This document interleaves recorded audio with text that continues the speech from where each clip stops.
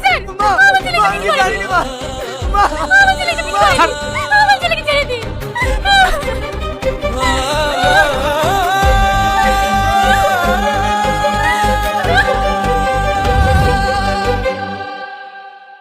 দু বছর পর জেল খেটে বাড়ি আসি।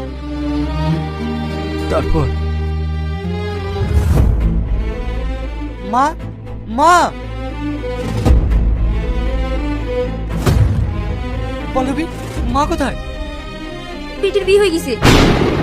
পিটি এখন শ্বশুর বাড়িতেই আছে। কি? আর তুই না? বুবুরও বিয়ে হয়ে গেছে। এইসব তুই কি বলছিস? ঠিকই বলছি। তুই এখানে কি করতেছিস? তোমরা আমার ভাই বিয়ে দিয়েছো?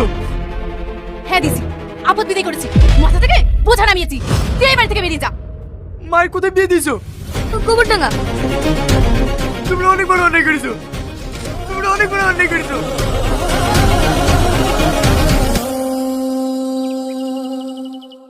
এই নাও। শামসুল আসবে, ওকে 1000 টাকা দিয়ে দিও। ঠিক আছে। মা, কে এটা? আমার আগের তরফে ছেলে।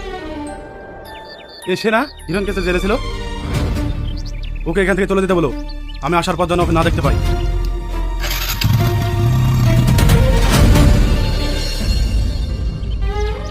মা, তুমি বিয়ে করতে পারলে? তুমি আমার কথা একবারও ভাবোনি। তুমি শুধু নিজের কথা ভেবে বিয়ে করে ফেললে। আমি এখন কোথায় যাব? কার কাছে থাকবো? তুই জেলে যাবার পর তোর মামা আমায় জোর করে বিয়ে দিয়ে দিয়েছে। তুই তোর মামাদের বাড়িতেই থাক। মামার আমাকে বাড়ি থেকে বের করে দিয়েছে। তুমিও বিয়ে করে ফেলেছো। আমি এখন কোথায় যাব? কার কাছে থাকবো? দেখ, ও এসে তোকে এখানে দেখলে অশান্তি করবে। তুই দরকার হলে তোর কাকুদের বাড়ি চলে যা। তুমি মানা, তুমি মা হতে পারো না। কারণ যে মাত্র নিজের সুখের জন্য তার নিজের সন্তানকে রাস্তায় বসাই, সে কখনো মা হতে পারে না। সে কখনো মা হতে পারে না। সে কখনো মা হতে পারে না।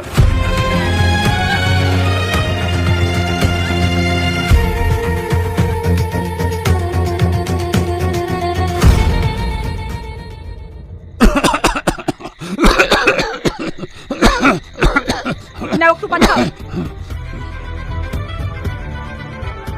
ওষুধগুলো তো টাইম মতো খাবা না। একটু পানি পাওয়া যাবে? কে তুমি? তোমার বাড়ি কোথায়? আমার কোনো ঠিকানা নেই। আমি অনাথ। এখানে একটা কাজের খোঁজে এসেছিলাম, কিন্তু রাত হয়ে গেল। এখানকার আমি তেমন কিছু চিনি না, তাই আপনাদের বাড়িতে আমি ঢুকে পড়েছি। বসো, কিছু খেয়ে পানি খাও। না না, আমি কিছু খাবো না।